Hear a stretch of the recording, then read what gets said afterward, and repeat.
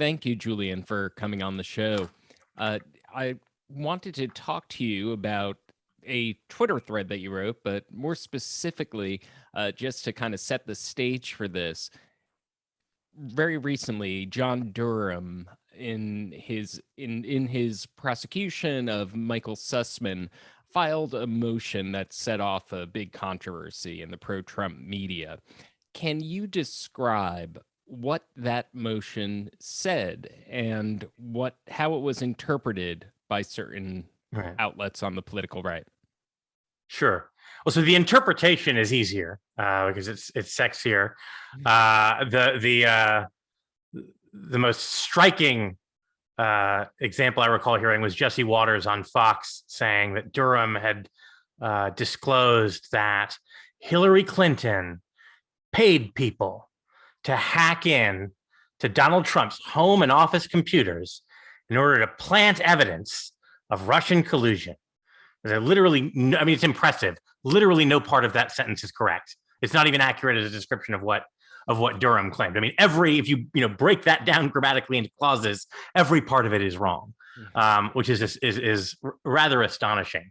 But something along those lines is what you heard initially from a lot of the pro-Trump media, that what Durham had disclosed was some kind of insidious plot masterminded by Hillary Clinton that in some way spied on or even hacked Donald Trump in order to obtain derogatory information about him. This was sort of done at her direction. Now, none of that is right. Now, actually, amusingly, right, initially, in tandem with these claims was the sort of outrage that the liberal mainstream media was refusing to cover this obvious bombshell story. All of that got surprisingly quiet, surprisingly quickly. I think after Durham kind of came out and distanced himself somewhat from the more incendiary interpretations of what his filing had actually shown. I note with some interest that this was supposed to be a kind of scandal bigger than Watergate, and we've sort of stopped hearing about it. I think partly again because Durham, I think, made it difficult to sustain that reading. It also turned out that basically everything Durham said in his filing had in fact been reported by the New York Times and other such obscure fringe publications several months earlier. There was almost nothing new in Durham's filing. So you can go back to, I think, October and find a New York Times story from Charlie Savage with essentially every significant detail. But so what did Durham actually find? So I should say this is a little bit of a kind of weirdly elaborate backstory, right? He was filing a motion to do with alleged conflict of interest involving Michael Sussman and his attorney. Sussman is being charged with essentially lying to the FBI about whether he was representing Hillary Clinton as a client when he reported certain things to the FBI, which Sussman indeed maintains that he didn't lie about and was not in fact representing Clinton when he did that. He says he was representing another client, which we now know is tech executive Rodney Jaffe, but that he didn't lie about that fact, and it's a little bit hard to say why he would lie about that fact if it were the case. But so this account comes as a kind of weirdly elaborate and somewhat unnecessary sounding background to an argument about potential conflict of interest with Sussman's attorneys, and the cynical eye, it seems like maybe it was calculated in part to sort of gin up interest in the pro-Trump media in the Durham investigation, which had been sort of waning. So the claim is as follows, kind of abbreviated. There's a tech executive, Rodney Jaffe, who at the time worked for a major tech company called Newstar, that is essentially it's kind of the ISP to ISP, provides various services, including DNS resolution to various private actors, and among other things, had a contract with the federal government to provide various cybersecurity services, including analysis of White House DNS records, that's domain name system, which I'll explain in a second if we need to explain that. And so what Durham alleges is that, and this, not particularly scandalous, right, is that Joffe had been working with a team of researchers from Georgia Tech, a contract with the federal government to analyze records from the executive office of the White House, and look for essentially anomalies that might be suggestive of cybersecurity breaches. And Joffe apparently via Sussman presented some of the findings of those researchers based on both those DNS records and other DNS records that presumably Newstar had access to as a result of its general private business relationships. There was one early report prior to the 2016 election concerning sort of unusual traffic between Trump Tower servers located in Trump Tower and a sanctioned Russian bank called Alpha Bank, whose nature seemed suspicious to them. And there's kind of ongoing debate about whether turned out to be an innocuous explanation for that or not. May well have had an innocuous explanation, but which they found unusual. Was at the time, made it into the press and they reported to the FBI. And this was the meeting that's actually the subject of Durham's charges against Sussman, who again was also doing legal work for the DNC and the Clinton campaign.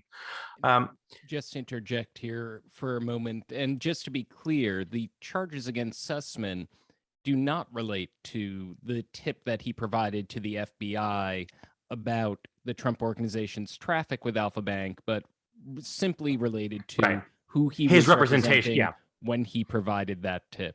I'm sorry, I didn't mean to interrupt you. What were you saying? Right. No one, including Durham, really is alleging that the tip itself represented a crime of any kind of wrongdoing. But so there are two tips essentially that Joffe via Sussman provided. So one had to do with this sort of suspicious to the researchers traffic between servers at Trump Tower, actually servers probably owned and run by another organization that had been providing kind of spam marketing mail services to the Trump organization. And then a second tip to the CIA concerning the presence of Russian-made or apparent presence of rather rare Russian-made cell phones near, among other places, Trump Tower and the White House executive offices, as revealed by DNS records, the DNS lookup records that are kind of records of computers looking up sort of in the internet's phone books, IP addresses for servers they're trying to contact. And so, the picture Durham kind of tries to paint is, well, you had this attorney who was a kind of well-known Democratic operative who had been doing work for the Clinton campaign. It was also a very well-known cybersecurity lawyer, ended up being the conduit for these tips from Joffe and the Georgia Tech researchers who were doing this research with Newstar to the FBI and the CIA. And so, the implication that Durham is painting here is, well, there seems to be some kind of shady motive here, or maybe there was some political motive in trying to sick the FBI or the CIA on the Trump campaign, although the Trump campaign ceased to exist by the time of the second tip. But in some way trying to gin up actual federal investigations of Trump in a way that when they if they leaked out would be politically harmful to him, is the sort of the insinuation from Durham. But it's not really clear how linked this is to Sussman or Clinton, right? He's not alleging that really that Sussman did this on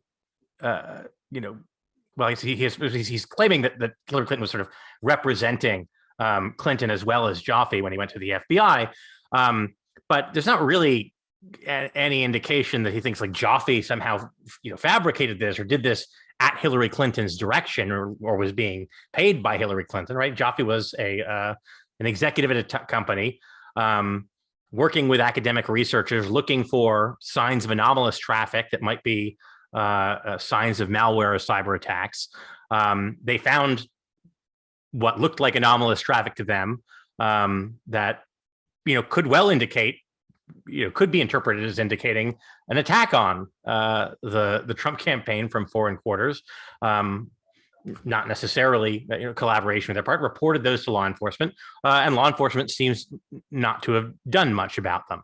Now you can I guess fill in the gaps in this story in such a way that the people involved were acting with bad political motives, that they didn't like Donald Trump, which probably they didn't, and that as a result, they were looking for data that would impugn him, that would cause federal law enforcement to investigate, and then if the facts of that investigation were leaked, would cast him in a negative light in the press, either during the campaign or after the fact during the early days of the Trump administration. There's not a ton of evidence of that really presented, and I don't think anyone, including Durham, who obviously didn't charge Jaffe with anything, is claiming that it was illegal for them to report this data. Right, this is data that Neustar had access to, on the one hand, by a contract with the federal government, and then again, it's not totally clear, but presumably on the other hand, through the fact that Neustar provides the private sector with DNS resolution services and other cybersecurity services. And the researchers sort of did what they were kind of supposed to be doing, which is, again, looking for anomalous traffic patterns that might be indicative of malicious cyber activity, and then reported those things to federal law enforcement. And you can speculate about what their motives were, or whether they were, more willing to see something as suspicious because of some presuppositions about Trump. That's, I guess, mind reading. You might think that that's the case. But it's also pretty hard to argue that they did anything unlawful, and it's not even clear, they did anything particularly wrong. Again, without making a whole lot of other assumptions about their motives that are not really in evidence. So you got from this claim, which again is not really that related to the charges against Sussman, except I suppose insofar as if you buy Durham's theory of the case, his larger picture of people acting from these sort of tainted political motives, that it sort of goes to, well, a motive for Sussman to lie to the FBI about who he was representing when he brought this tip to the CIA, and one supposes later to the CIA. But it is fairly orthogonal. In any event, what Durham is clearly not claiming is that this involves some sort of illicit spying. I think at most you might argue, it's not clear how well the tip that they reported fit within the initial, I guess the sort of mandate, to what extent do they just sort of fit within their goal of detecting malicious cyber activity. But I don't think any evidence is presented that they somehow went trolling for derogatory information about Trump, as opposed to spotting traffic that looked suspicious to them, when that was what the contract was, in effect, right? To look for anomalous internet traffic that looks suspicious and might be worth a closer look. Before I kind of dig in a little bit deeper into what you were talking about with the DNS records and extrapolate for kind of lay audience what that means, just a kind of point of clarification, the two-part tip, the one that was Trump organization's traffic with Alpha Bank, the sanctioned Russian bank, the second part with the executive office of the presidency, we're talking the timeline here.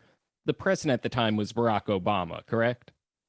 Right. There was some unclarity as to whether any part of the data they were analyzed covered the first month of the Trump administration, or the first really few weeks of the Trump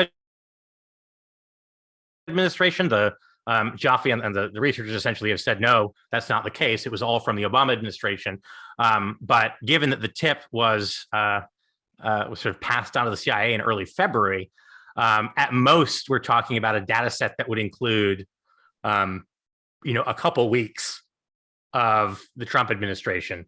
So it seems pretty clear that the bulk of the data set they were analyzing here was from the Obama administration. I think it's more that they said they found this traffic suspicious and thought the CIA should be aware of it.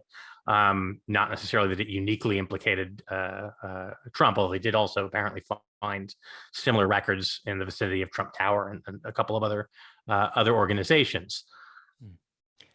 In unpacking Durham's language in the brief, where he talks about how the data was, I think the word that he used was exploited, the DNS records. How are DNS records traditionally used by researchers to identify security threats? And are those records essentially public information?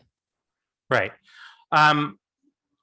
Actually, one thing I should note actually is that some of that language, I think maybe including this sort of language about exploitation, was dropped from a follow-up filing that Durham filed in response to a motion from Sussman. He kind of reiterated a lot of the claims from his original filing, but then omitted a couple of paragraphs there related to Jaffe. I think maybe because Jaffe had objected to some of the characterizations of his conduct. So I'm not sure that's that language sort of remains in the more recent versions of the story that Durham has told. That said, yeah, DNS records. So there's two senses, and I guess which we can talk about whether DNS records are public or private, right? So one question is, well, how sort of readily observable by people, other than the individual user, are DNS lookup requests? And for the most part, the answer is they're pretty observable, at least to a security professional, in the sense that the majority of DNS lookup requests are not encrypted. They're mostly done in the clear. That is gradually changing as security professionals have long urged that domain name system lookups should be more routinely encrypted for a variety of security reasons. But certainly in 2016 and 2017, virtually all DNS lookups were done unencrypted. The result of which is on the internet, a packet switch network where data sort of passes through many relay networks between the endpoints, between the origin and the destination of a piece of data. Essentially, anyone with the appropriate access running, common network administrative tools and security tools like Wireshark, can observe that traffic. It's unencrypted. It can be sniffed by people sitting in the middle, which is not, just anyone on the street. It doesn't mean you can just, from your home, log in and see absolutely all DNS lookups happening. But there's a lot of points at which someone with the appropriate access would be able to sniff up that data. And then, of course, there are the DNS resolvers themselves, ISPs and other companies that provide these lookup services that obviously themselves have access to it, but also that it's fairly routine for some forms of DNS data to be shared among security professionals, precisely for the same reason the Georgia Tech researchers were looking at Neustar's data, which is it's non-content data. So you're not talking about reading through people's emails. It is metadata showing patterns of lookups. So, when one computer wants to reach another location on the internet, let's say I want to go to the Cato Institute's website, I'll type in cato.org, and my computer will look to a DNS resolver and say, hey, DNS resolver, what's the IP address for connected with cato.org? Give me a string of numbers that are hard for humans to remember, but necessary for computers to navigate to particular addresses, and the DNS resolver will give an answer. The current IP address associated with that domain name is X, and then if for whatever reason those things shift, if it moves to a different server, you don't have to throw out the domain name. You can just associate it with the IP address of a different machine. And this is useful though, because it shows patterns of computers connecting to other computers. And if you kind of compile a lot of those patterns, you can look for anomalies that may be indicative of, for example, malware trying to connect to a command and control server. Right, the way a lot of malware in the 21st century works is it's not just some virus functioning autonomously, but it's something that is pinging a command and control server looking for instructions.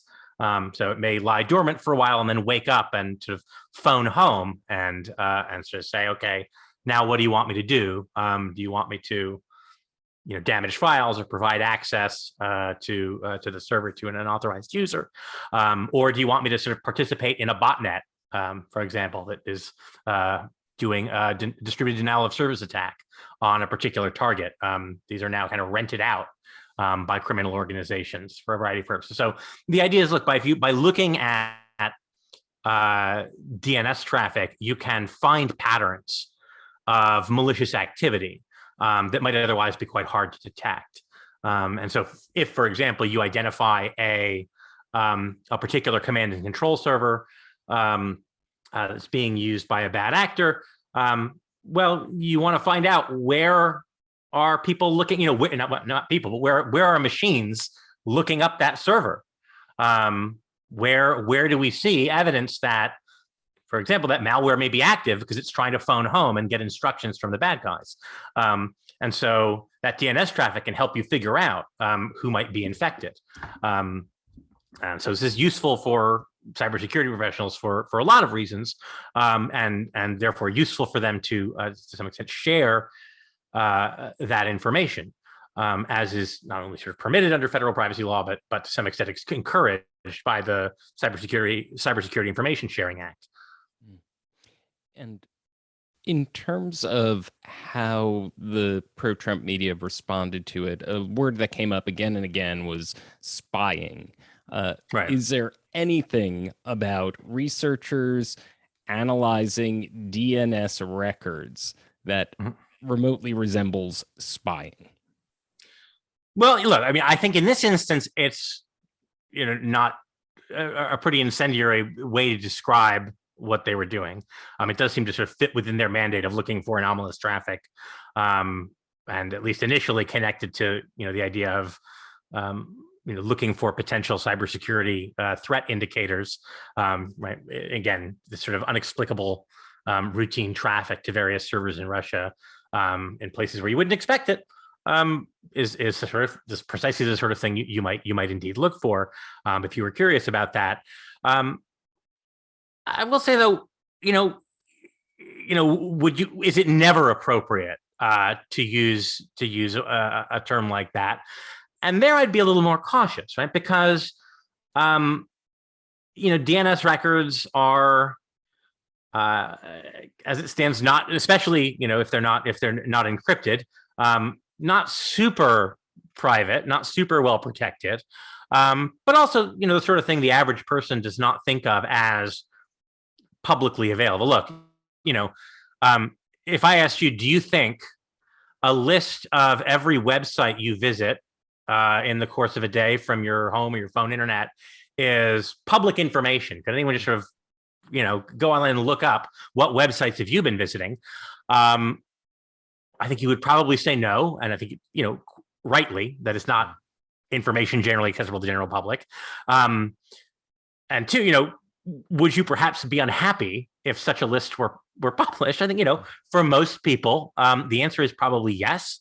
Not just because they're looking at porn, but because it could reveal all sorts of things about what you're reading. Right, it might reveal that you're right. Again, pornography, a variety of sexual proclivities. It might reveal that you're gay or polyamorous or some other thing that you're not public about. It might reveal an interest in particular religious groups that are unpopular that you're not public about. It might reveal all sorts of things about your patterns of internet activity, and what kind of things you're reading and what kind of topics you're interested in, that you don't necessarily want to volunteer to the world. And so if someone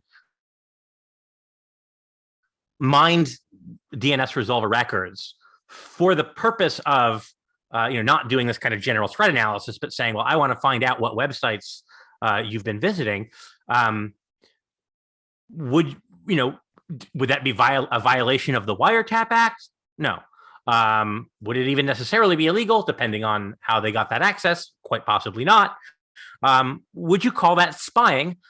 Yeah, I think it would be fair to call that spying, in the colloquial sense, certainly. Not in the maybe a legalistic sense, right? Does it violate espionage laws? Does it violate wiretapping laws? Not necessarily. But there are various. Look, you can spy on people in the colloquial sense in ways that do not violate any law, right? If someone follows you around and has like binoculars and is looking over your shoulder, that might not violate any law. But I think ordinary language, we would say that person is spying on you. So could you describe someone mining DNS records as spying, depending on the purpose for which they're doing it? Yeah, I think there are circumstances under which that's a fair description. Do I think that's a fair description of what the researchers in this case were doing? I think probably not. Again, unless you make a whole bunch of assumptions for which I don't see a whole lot of evidence about their motives. And in terms of your point is well taken that in DNS traffic, you can find people's medical info, or at least what they're interested in learning about, whether they visited a suicide hotline, and you provided a number of examples. Right. Yeah. I mean, you might not be able to find their medical info in the sense that you find, the information they're sending to and from a healthcare provider, the contents of the information, but you might be able to see that they're visiting a website for persons with HIV or persons with some other condition that again may not be public record or something that they are voluntarily advertising. So pivoting to the policy issue that you identify at the heart of this, that underneath this kind of Sturm und Drang about this espionage plot against Trump is something more routine, the ready availability of this mass DNS data. How can that be regulated? Right. I mean, so there are. Let me step back and I guess provide a little bit of context here, which actually, by the way, related to a question I've seen some people pose, which is, well, if this is so, if the activity by Joffe and these Georgia Tech researchers was innocent, why did they have this Democratic affiliated attorney acting as their intermediary? Right, Michael Sussman is a very well-known DC area cybersecurity lawyer. As far as I know, he was, probably already had a relationship with Neustar and with Joffe, and it's really quite common for tech companies that need to report data to law enforcement agencies to do so via an attorney, precisely because there are a variety of federal laws governing the sharing of information with law enforcement and other governmental entities, and so it's not particularly uncommon that you would consult a lawyer and have the lawyer maybe make the contact to ensure that you were acting in compliance with the law. So the most sort of directly relevant federal statute is the Communications Section 222 of the Communications Act. Primarily, the records here, the kind of data in question here, it would be covered by the Electronic Communications Privacy Act of 1986, in particular 18 U.S.C. 2702, which spells out sort of the limitations on the disclosure of customer information by remote computing services and electronic communication service providers. And it essentially says, and I'm simplifying somewhat, but it says, look, if you're a service provider, a communication service provider, or a remote computing service provider to the public, you cannot disclose to anyone, with some pretty narrow exceptions, the contents of customer communications. You cannot disclose to a governmental entity various kinds of metadata, various kinds of what the statute calls transactional records. And there's a couple of interesting carve-outs there. So the idea here is, look, we understand that this metadata often needs to be shared among private actors for the provision of the service itself, especially on a packet switch network, or for various security reasons, and increasingly for kind of commercial reasons, because data brokers like to use this stuff and it's useful to marketers. But you're just sort of barred from disclosing this kind of data to a governmental entity, because the government, when law enforcement wants this information, they're supposed to go through a judicially supervised process. They're supposed to use this compulsory process to access metadata, which establishes a bar quite a bit lower than the probable cause that would be required to access content or conduct a wiretap, or any other kind of search under the Fourth Amendment, but requires a showing of articulable facts showing the relevance of the data to some particular legitimate investigation. But there's a couple of loopholes, essentially, in that regulation of data. So one of them is that these regulations on sharing with governmental entities apply specifically to providers of services to the public.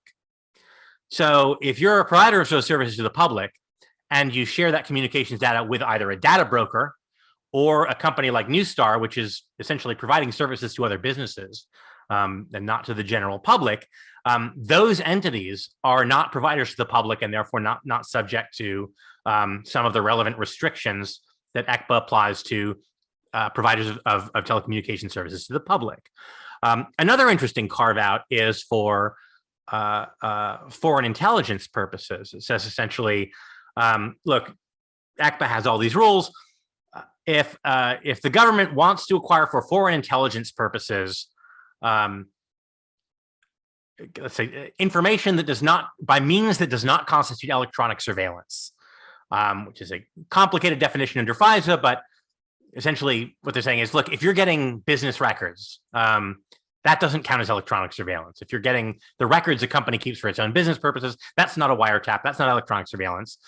And so if this is obtained by governments with respect to international communications and for foreign intelligence purposes, the rules of ECPA are not binding. So in those cases, they can get those voluntarily, or as we know it routinely happens, purchase them either from the provider itself or from data brokers.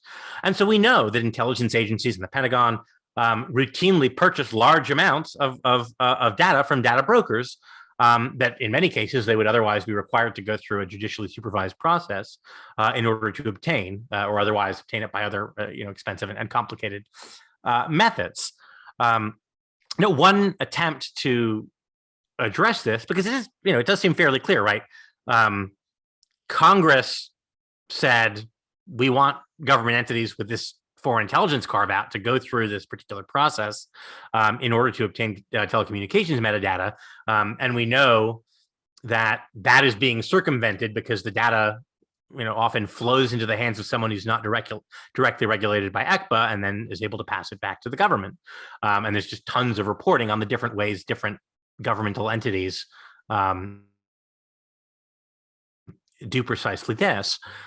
One effort to try and change this somewhat is Ron Wyden's Fourth Amendment is Not for Sale Act, which essentially would say, look, the government can no longer obtain by purchase various kinds of telecommunications metadata for which they are otherwise would be required to go and obtain judicial process, and also closes this sort of foreign intelligence loophole in ECPA. It's for those who want to look it up at home, it's 18 USC 2511F, which provides this kind of carve out for international communications information that is not acquired by means of electronic surveillance.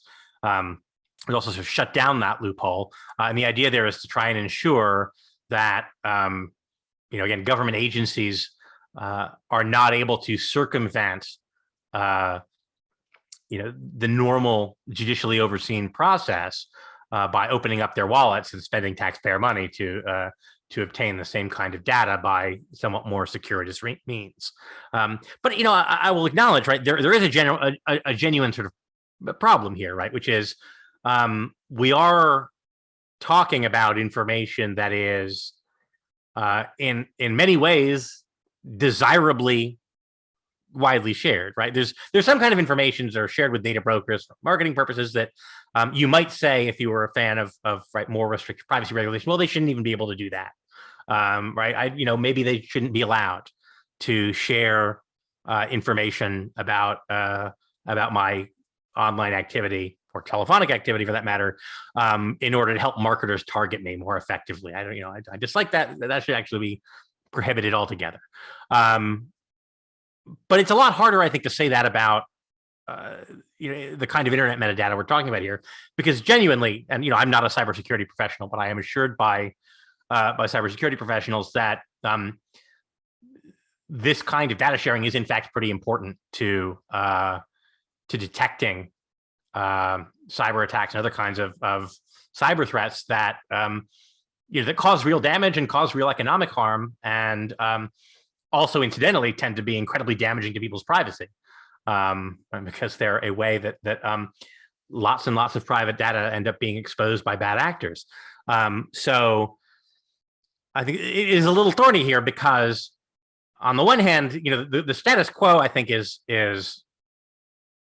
not ideal at all, right? It should make us uncomfortable that this one potentially kind of sensitive type of internet metadata is being shared in a way that effectively doesn't end run around the normal rules that Congress established that say how law enforcement agencies and other government agencies should act when they want to obtain people's communications metadata.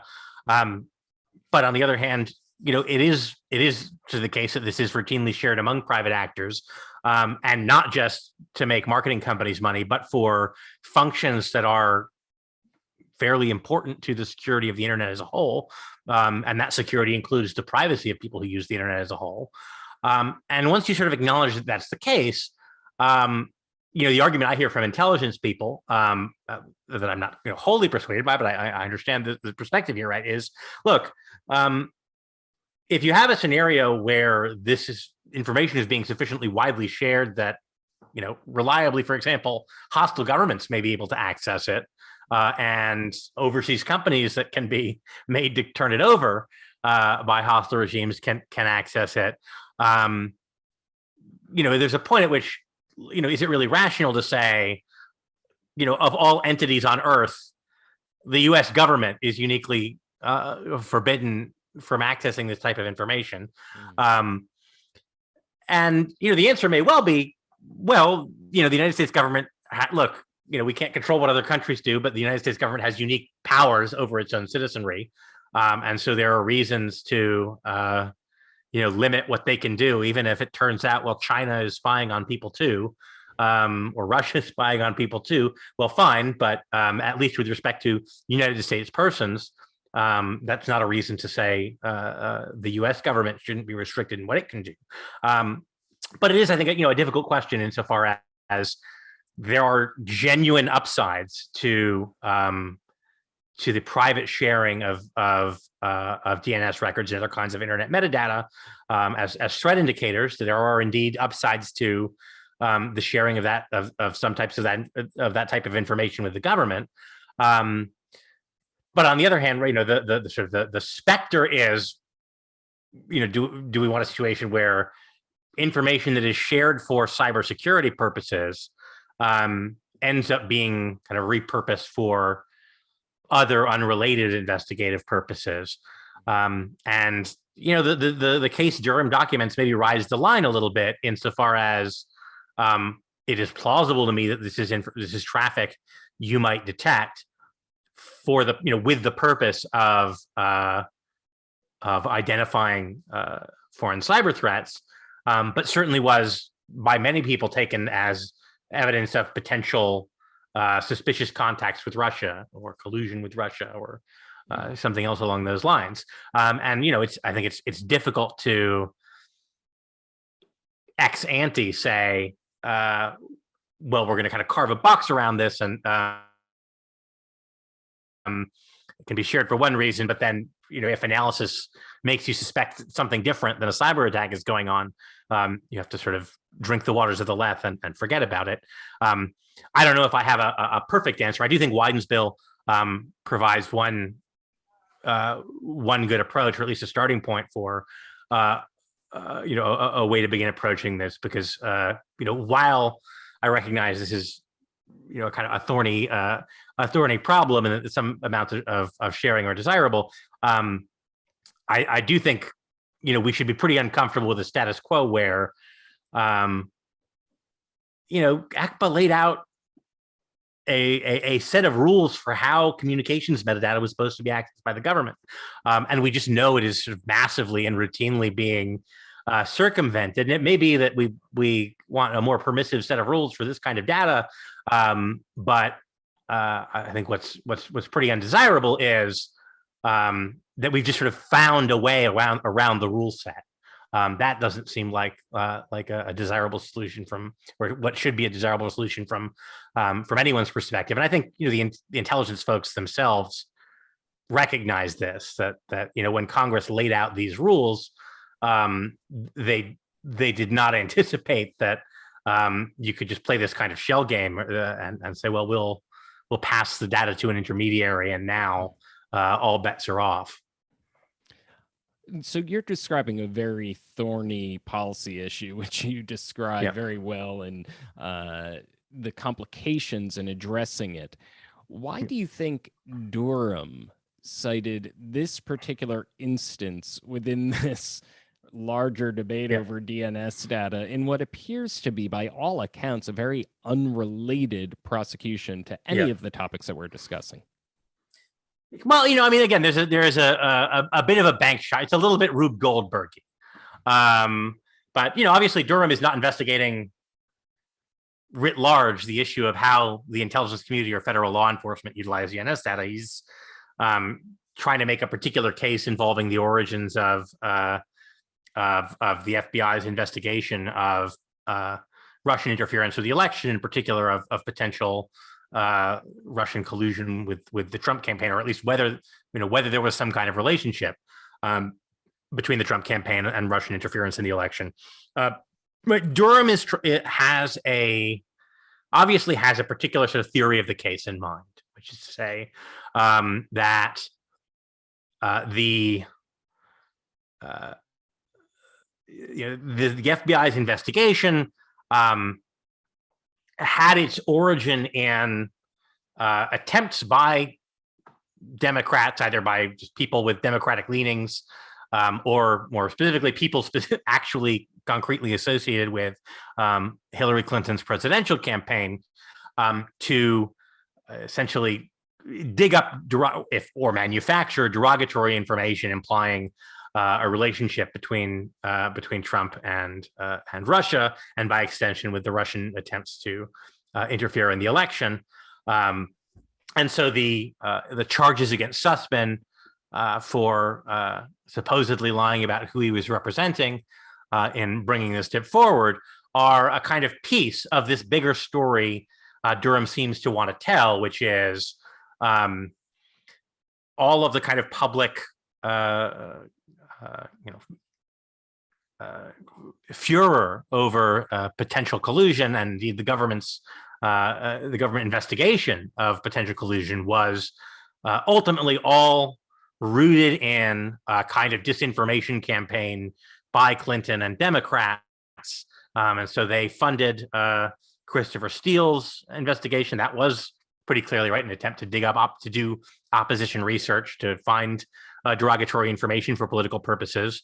But then every other sort of way in which information fed into the federal law enforcement agencies on this topic kind of had its roots in this sort of nefarious plan to manufacture a kind of spurious connection between the Trump campaign and Russia's interference. So I think that's where he's going with this. The fact that Sussman was employed by the DNC, and the Clinton campaign, and then also was the conduit for this information from Jaffe. It could be a coincidence because he's a prominent cybersecurity lawyer and happened to be providing cybersecurity services or cybersecurity law services to both the DNC and to Newstar, or as clearly Durham wants to insinuate, could be a sign that he was sort of doing Clinton's bidding ultimately in both respects. I think there are some issues with that. One, obviously, again, is there's no evidence, at least that I've seen, that he alleges that show that somehow Clinton manipulated Jaffe to be the one to report this, or manipulated the Georgia Tech researchers in some way to kind of gin up the suspicious data. I think everyone sort of acknowledges that data was real, and that indeed, whether or not it was ultimately innocuous, that it was not that crazy for the researchers to find it suspicious. Also, look, there's the I think the rather commonsensical background problem that, right, no one really seriously disputes anymore that Russia didn't in fact interfere in the presidential election in various ways, and did so to the detriment of Hillary Clinton and the benefit of Donald Trump. Even the bipartisan Senate report on Russian interference seems to acknowledge that much. So, when you get out of the frothy media circles, that is not really a disputed question. At which point, I think casting about for reasons the FBI might be curious about whether the Trump campaign was aware of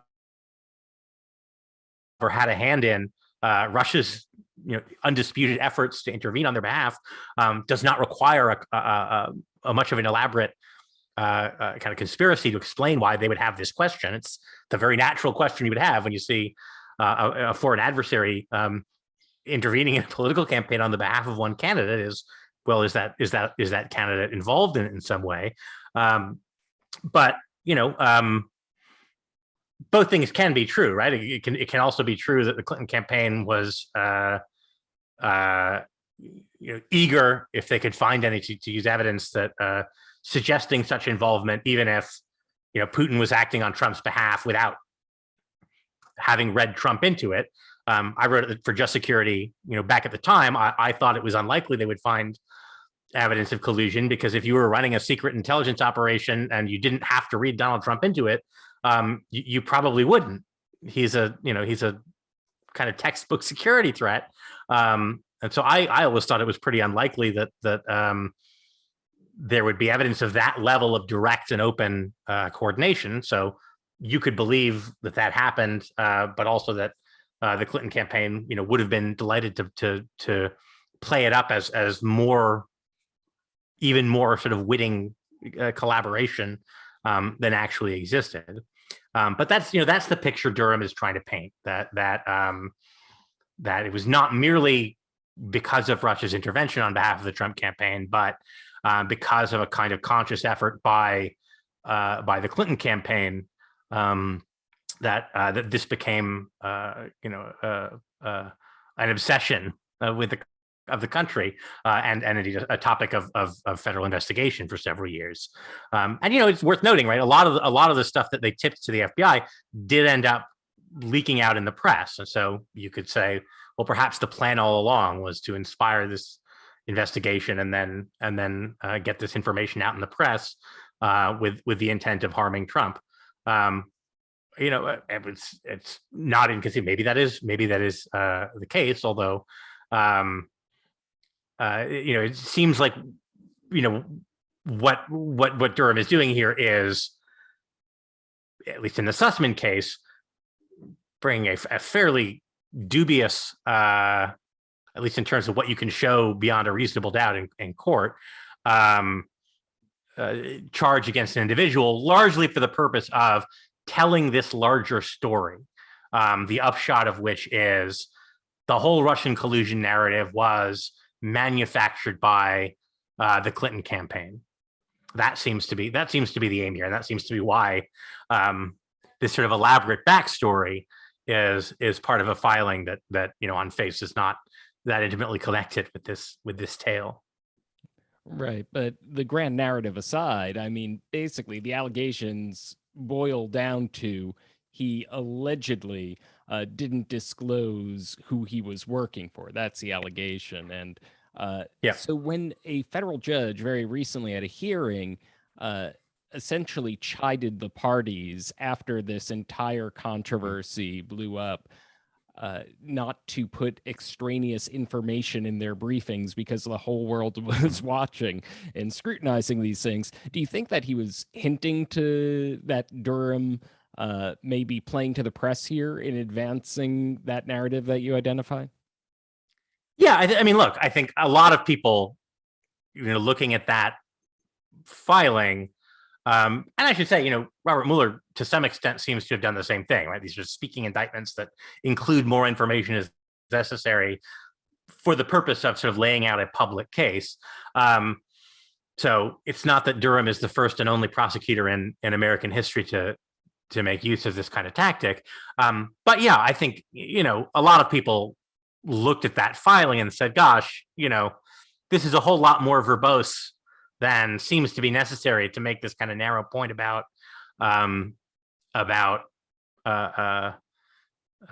potential conflict of interest between Sussman and his lawyers.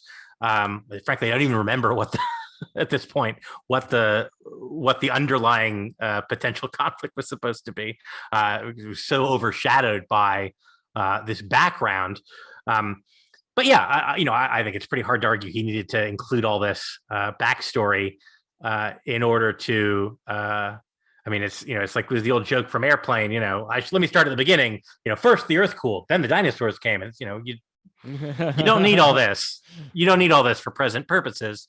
And so yeah, so then what's he doing there? Well, he's making a public case to some extent, and I think maybe that is because you get segments of the right and certainly Trump himself kind of going, well, where's Durham? Why isn't he bringing the deep state to heel? I will note in terms of the timing that he chose to lay out all this out really within a few days of after the lapsing of the statute of limitations.